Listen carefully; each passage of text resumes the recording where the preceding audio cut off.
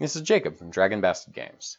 I wanted to talk a little bit today about the DM player barrier. So I, like many of the DMs out there, am married to one of my players. I have to kind of tiptoe around preparation, and at the same time, if I have a question about what sounds fun or fair that I can ask without revealing too much, she's the most likely person to answer.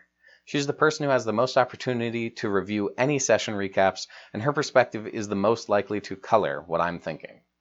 I think I'm not terribly influenceable in an unfair way, but if I ask for player feedback, she's the constant guarantee of response. I simply have more data from her. So I try to, as much as I can, discuss what I'm doing with players, to make sure everybody's having fun and stays in the loop. But I also know there are certainly some things that it's best to keep secret from your players. What that boundary is going to be different for every player. For example, my wife is more interested in having a fun game than she is in the suspension of disbelief. She knows she's playing a game and is comfortable pretending.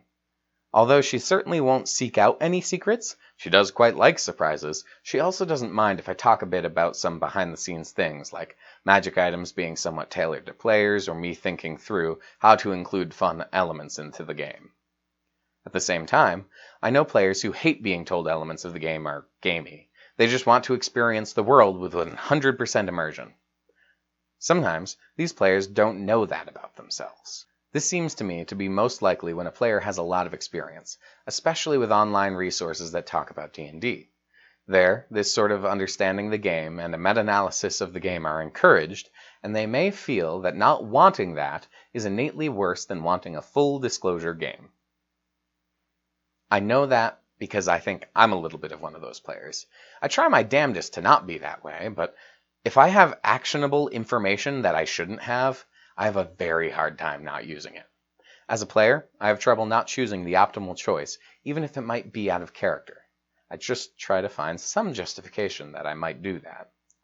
So I strongly recommend to other DMs, consider sorting through your ideas and other possibilities with your players, but hide behind an aura of mystery. It seems, always. It never is. When it comes to asking a player if they'd be okay with a particular scenario, find a nonchalant means of asking or having it be one of many eventualities. This can kind of step into questions of things like fudging die rolls or monster stats too. For example, if the party is attacked by a group of wolves, who's to say those wolves had full HP or didn't just roll low in the first place?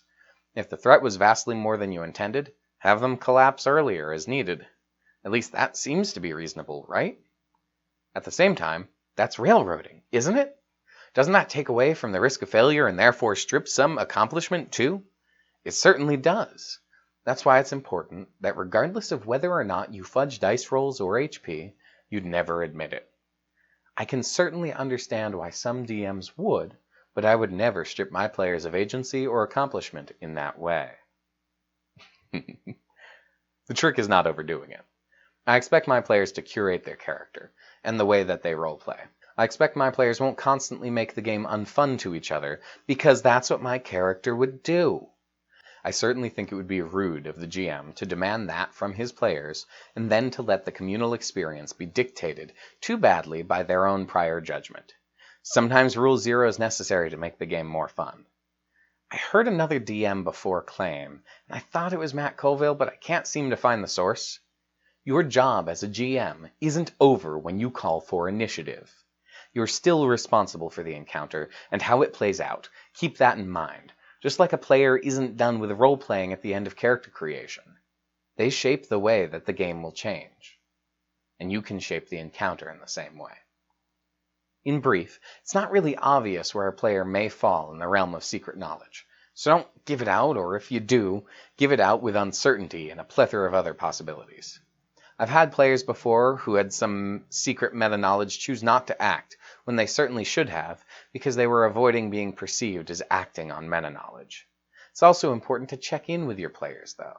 Listen to what they have to say and try to communicate with them. And I think that's really what I was originally getting at. Every player is going to need a different degree of interface, but reach out. Reach out with the group, reach out privately. Some may feel more comfortable in one space or another, but anytime you may be providing insider info on the game, just be sure to keep it all wrapped up in mystery, as it's really too easy to spoil things for your players, whether they think so or not. This may have turned into a bit of a ramble, but if you enjoyed this, please like, subscribe, elect to receive notifications. There will be more soon. Join us next Thursday for our next video. If you want to see more of this content or to help me elevate the quality of my channel, you're certainly welcome to support me on Patreon. That would be really cool of you. Until next week, have fun.